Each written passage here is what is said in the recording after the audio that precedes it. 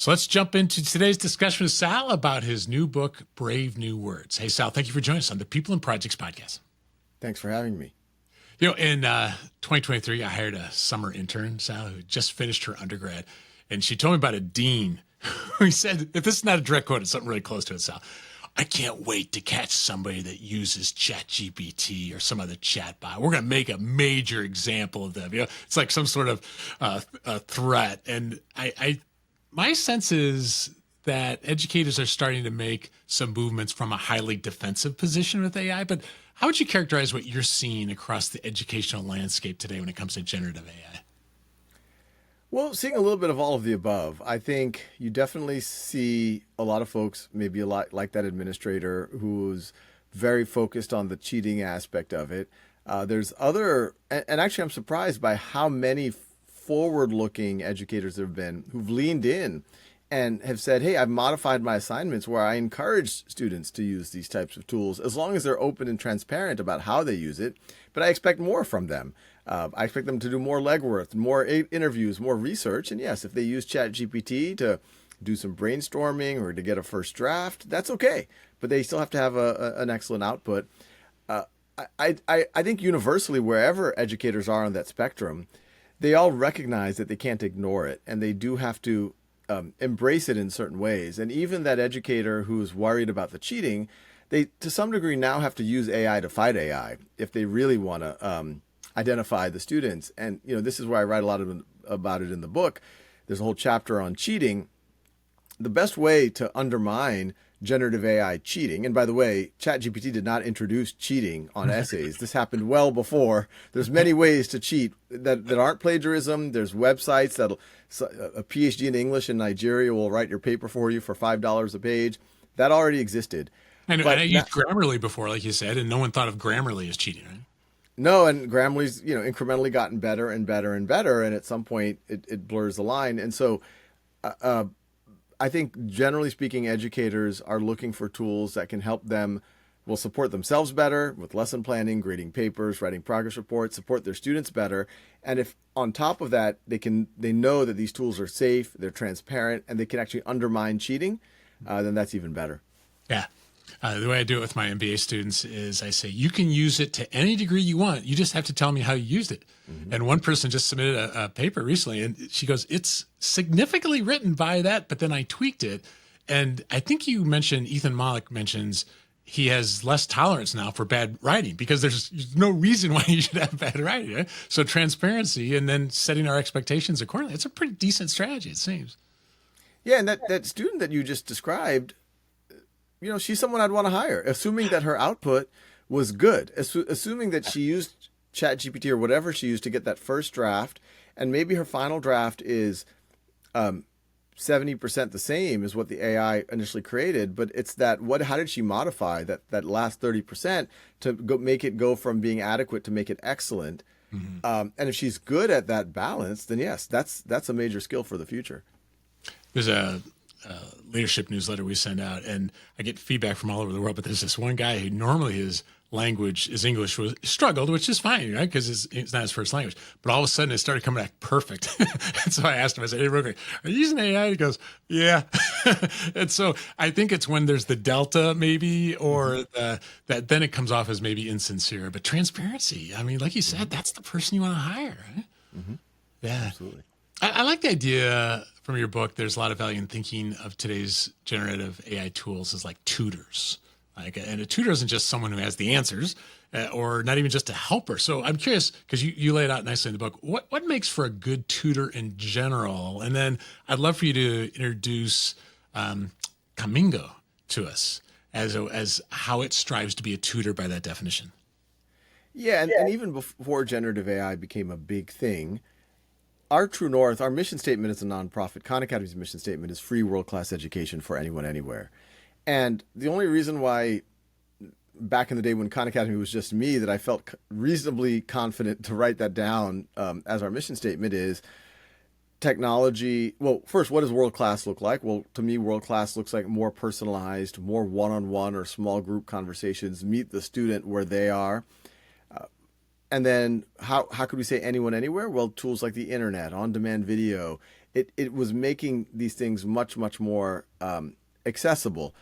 And you fast forward to an AI world, and this is why we were and are so excited about the potential here, is even though AI has a lot of imperfections, it can emulate what a great tutor would do. Now, to your question, what is a great tutor? Well, at minimum, when a student is stuck, it won't just tell the student the answer. It'll thoughtfully ask nudging Socratic questions to the student. If the student is demotivated or doesn't see how it's relevant to their life, like if you ask Khanmigo, which is our AI tutor on Khan Academy, why should I care about this? It usually will ask you something like, well, what do you care about? And so it puts it back on the student to think about it. And sometimes it'll say, well, how do you think it connects? And things like that. So it forces the student to think about it. And then it'll remember those things. The student can change it and reset it and things like that. But then the next level of what makes a tutor, I think, great is not just wait to be asked, but to be more proactive. We actually have an internal initiative at Khan Academy called Proactive Khanmigo. How do we make Khanmigo jump out of the page and pull the student in more? When I was tutoring my cousins, which a lot of folks know is how Khan Academy started, I used to be a hedge fund analyst and I was tutoring them remotely, and word spreads in my family, free tutoring is going on, and then I'm tutoring 10, 15 cousins. Yes, I was there to answer their questions, but I was also there like, hey, if you want to learn this material, if you really want to get ahead of your class, we have to meet at least 3 times this week. And you have to do these assignments between our meetings because I want to see how you're doing and you need more practice. And if my cousins weren't doing it, I would call up their parents. I would give them a little bit of a lecture. Part of the tutoring was not just on the academic side, but helping them believe in themselves, working on their mindset, having more of a growth mindset, having more grit, more resilience, talking about how it connects to life, how it's going to be helpful for the SAT, how, okay, even though you might not use calculus because you want to become a psychologist, if you want to get into a PhD program in psychology, there's going to be some calculus on the way there. So you want to be able to master this. You want to master this material. So it's that holistic approach that I think makes an ideal tutor. Yeah. That, there's a lot of questions we could ask about the book, but in the time we have, I want people to just get the book. But I'm curious from your perspective, based on what you've seen people talk about, what are you glad from your book that's getting a lot of attention, and maybe something that comes to mind that isn't talked about as much, but you think is important? Two things I'm pretty happy about that I see people repeating back to me, which is a good sign of, For sure. Obviously the book is called Brave New Words, a play off of obviously Huxley's Brave New World. And in the book, I allude a lot to this idea of educated bravery, which is just this idea of when something has potential risks, you shouldn't ignore those risks. That makes you complacent. That's irresponsible. But you should write those risks down, and you shouldn't view those risks as reasons to run away or to not go in that direction. But you should manage those risks. You should be aware of them and maybe even turn them into features. Every problem is, people famously say, is an opportunity. And that's the mindset that we've tried to take on Khan Academy. But I think a lot of people have said that back to me of like, oh, I really like that framing of educated bravery. Like, don't ignore risks, be educated about them, but then be brave and move forward and mitigate them. Another, I think, big takeaway, and the book kind of starts here and it ends here as well, which is a lot of folks like to have these dinner conversations about, is AI going to be good or bad for humanity, et cetera, et cetera. And the point that this isn't a flip of a coin. Any technology is an amplification of human intent. And bad actors are going to use it to amplify their bad intent. And no matter how many rules and laws and regulations we pass, they will ignore them and they will amplify their bad intent. And so whether or not AI is a net positive, it really depends on good people to invest more on their good intent than the bad actors are investing in their bad intent. And I've heard a lot of people say, yeah, you're right. I should get off of, not stop sitting on my hands, and I should start doing something here and do something positive. Yeah. You mentioned actually, can you think of anything that you're like, I kind of feel like this is a good idea, but you don't hear it talked back to you as much? Does anything come to mind by any chance? I know it's an odd question, but I'm just curious. Well, there's some things I allude to, like, being able to, well, not just allude, I write a lot about productivity tools for teachers and all of the time that teachers spend outside of the classroom doing things like lesson plans and grading papers. And I think that's going to be one of the big sleeper impacts of AI, especially in a profession like teaching that is such a in an ideal world, a very human-centered profession, but it has so much of this non-human centered part of the job. And if I think we look back on this time 5 years in the future, teachers are just going to say, yeah, I can't believe that I used to have to do all of this paperwork. I mean, my wife's a physician, and same thing for her. She's chomping at the bit for the AI to be able to write notes. She spends probably a third of her time writing these notes as a doctor. She could be seeing patients. She could be doing other things with that time. I think that's going to be one of the big positive takeaways that people should get excited about.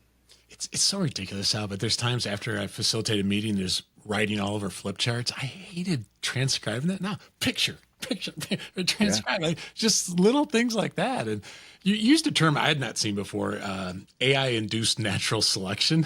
Maybe that's a common term. I had not seen it before your book. No. but I don't know, what is your take? Because you nuance it pretty well in the book. I mean, in what ways is it true that AI won't take your job, but someone using it will? And what way is it not true? Just what's your thought on that?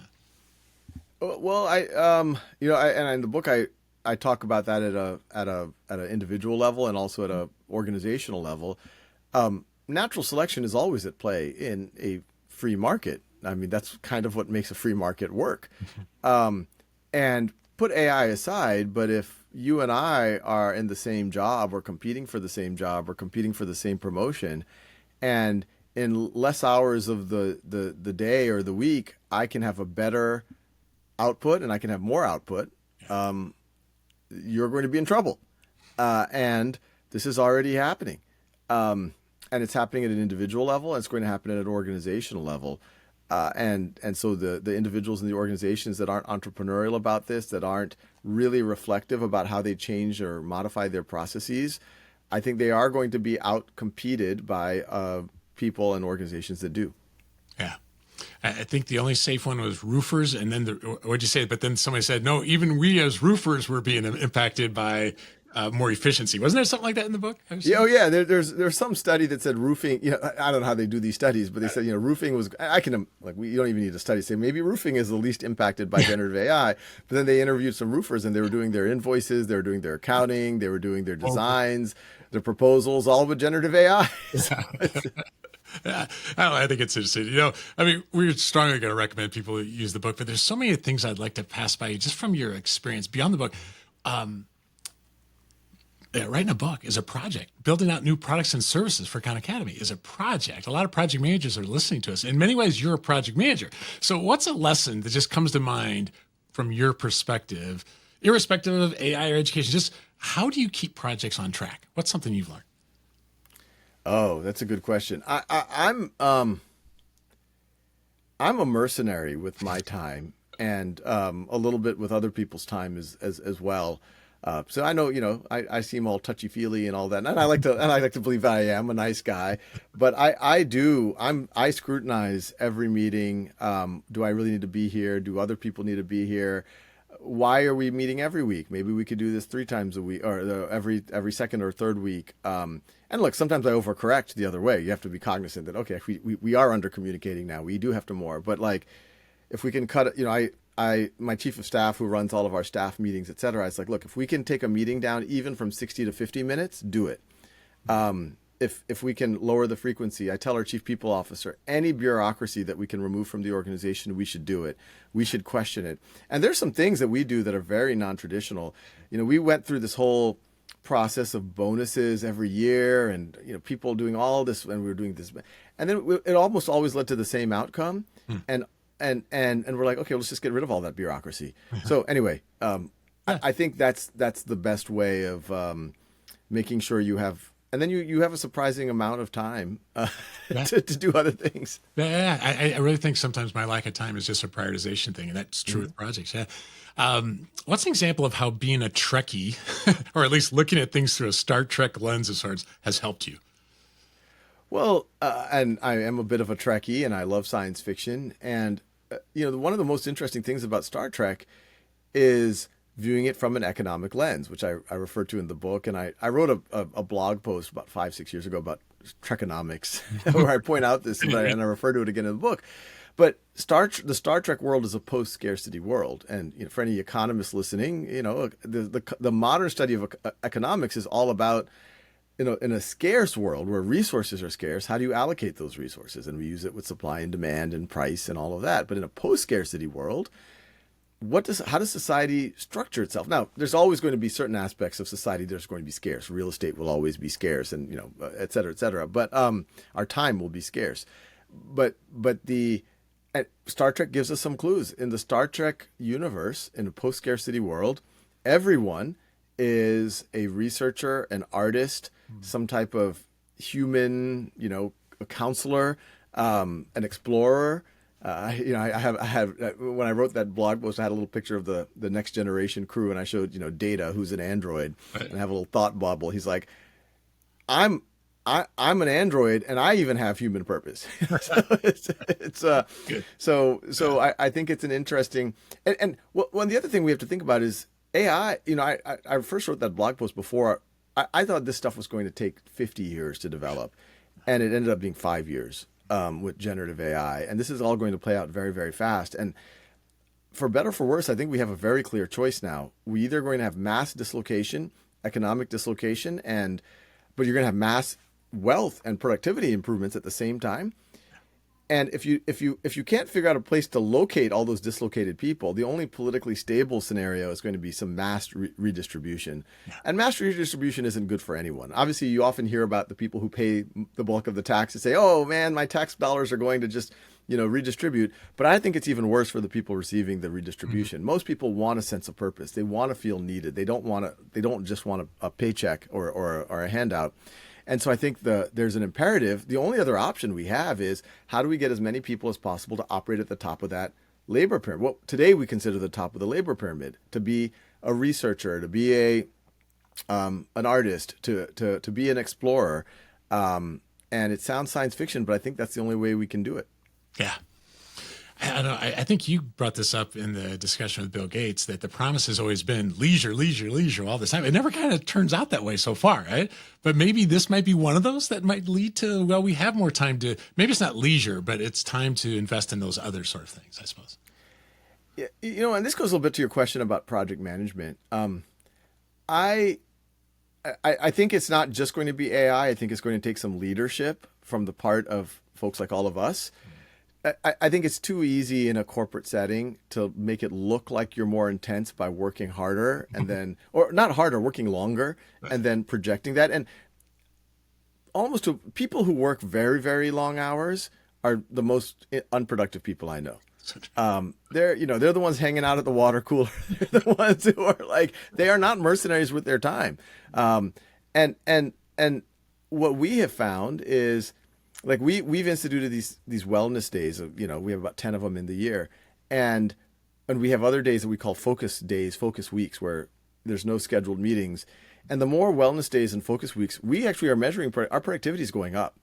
Nice. This is, and a part of it is inspired by my first boss when I came out of business school. I was at a hedge fund, and hedge funds, finance, they stereotypically work 80 hours a week, et cetera. And my boss, and it was just me and him, his name was Dan Wohl.